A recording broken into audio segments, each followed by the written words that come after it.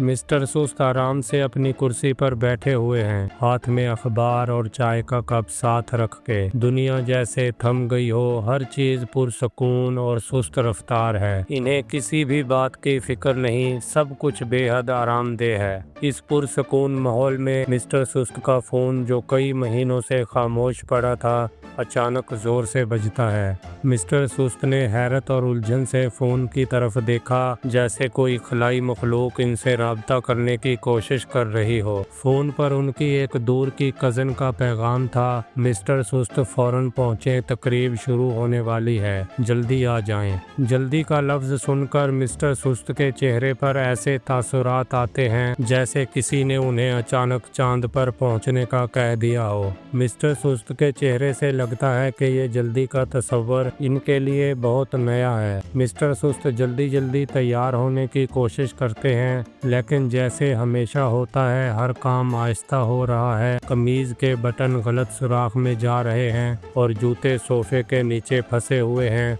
वो जल्दी करने की कोशिश कर रहे हैं, लेकिन सब कुछ उनके लिए मुश्किल हो रहा है। दरवाजे से निकलते वक्त मिस्टर सुस्त की चाबी हाथ से गिर जाती है। वो उसे उठाने के लिए आहिस्ता आहिस्ता झुकते हैं। उनकी हर हरकत में सुस्ती है और दरवाज़ा भी आधा खुला रह जाता है, जैसे वक्त थम सा गया हो। सड़क पर मिस्टर सुस्त दौड़ने की कोशिश करते हैं, लेकिन उनकी रफ्तार इतनी सुस्त है कि इर्द गिर्द के लोग उनसे आगे निकल जाते हैं। हर चंद कदम पर वो थक कर रुक जाते हैं और सांस लेते हैं।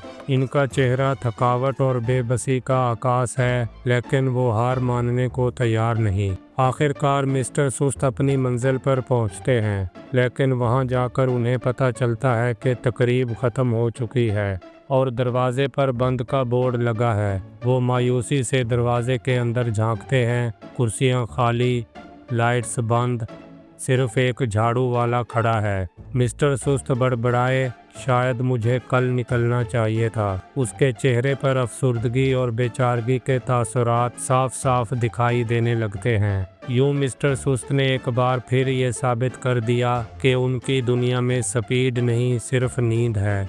और शायद अगर कोई मुकाबला होता सबसे सुस्त इंसान का, तो उसमें भी वो देर से पहुंचते।